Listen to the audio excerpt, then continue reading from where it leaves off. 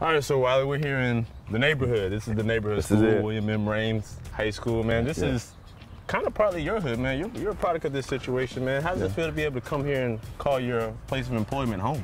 Well, you know, I think any coach that gets an opportunity to come coach at his alma mater is big. And of course, when you get great results like we have gotten over the couple of years, it's outstanding. I never, in my wildest dreams, would imagine me being in a situation like this. It's a really cool story because you, much like a lot of other former Raines Vikings, have come out here and been turned out as great men. Like not just great football careers, but great men. And for you, I always love your passion with these kids because it shows that that is just as important, if not more important, than the football accomplishments here at the graveyard. Well, I think if you look at all the men who have walked through this school as coaches, Coach Stevens, Coach Day, Coach Doug White, I mean, and the list goes on and on. You talking about some outstanding people.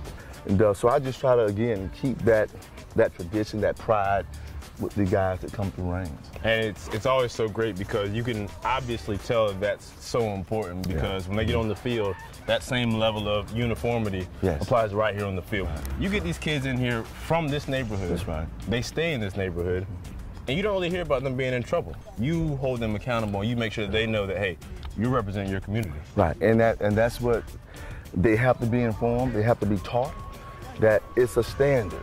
And that's the main thing. Just know that it's a standard. It's a standard when you put it on. No one's perfect, but I tell those guys to have integrity. How is it that in a day and age in high school football where you got some guys who played at different high schools every year of their career, jump from school to school, jumping to a school, coming back to a school, but you get guys, they come here from the neighborhood and they stay. Yes. How are you doing that? How are you keeping guys from the neighborhood in the neighborhood? Well, I won't tell all my secrets, but when you treat people like like a part of the family, and they are family, they tend to not want to leave you. That's true. And that's our deal. We make it a ordeal of guys being a part of a bigger picture.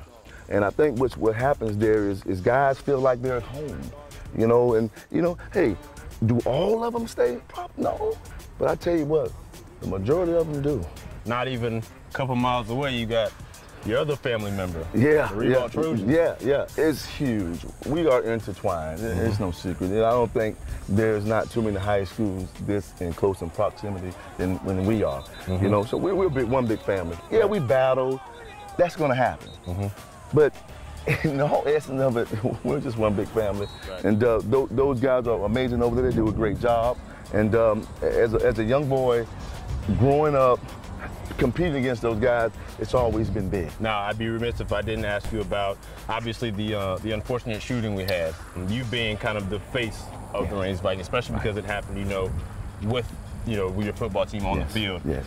What was kind of your message to the team in terms of that? It's important for us, as we dealt with that situation, to sit down and talk about it, and we did. We sat down and talked about it, and ironically, it was game one. Right. Bad night, loss, the shooting, but it's a process. Yeah. And what we did was we set an auditorium, and we talked about it, and we said we're going to make a commitment to do what? We're going to press on, and what we're going to do is we're going to take it one day at a time, one game at a time, and those guys respond. One thing I like about my boys is they respond to challenges. And, it's only fitting to finish the year as a state champion when you dealt with the situation after the game. So how important is it to carry on not just the tradition, but the standard and just kind of all the lessons that you teach these kids out here off the field? And how much of a task do you feel is it for you to make sure that happens? Because this generation of kids is quite wild with social media, internet and TV and all this stuff. How do you keep these kids locked in off the field? Well, it's a major task. Yeah, I'd imagine. Yeah, I think when people talk, when I interviewed for the job and I was told I got the job, I can remember Coach White telling me, Coach, being a head football coach is way more than X and O's. And I tell you what, I don't know why that resonated in me. I just can remember him saying it vividly to me.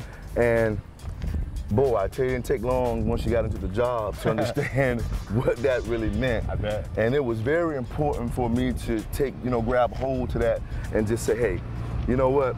Just Friday night, that's the small portion of it. That's an easy night. That's an easy night.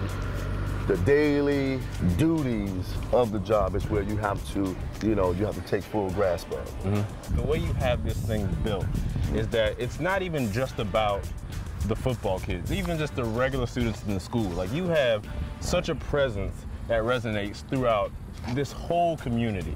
Everybody knows who Wiley is. Like, your name has become like a figure in this community. Now, when you hear stuff like that, how much does that warm your heart? Man, I don't think one can imagine, man, how I feel. The man above, man, he makes it all possible. And it's such a blessing, man, that you could be, that your work can inspire others. People appreciate what you do. People appreciate your passion, your desires, your consistency, your punctuality, all those things, man. People appreciate it, and I tell you what, man, every day, I promise you, I thank God for it. Every day. But when he take a swing, throw the one behind his head. Or slanting one on the right side.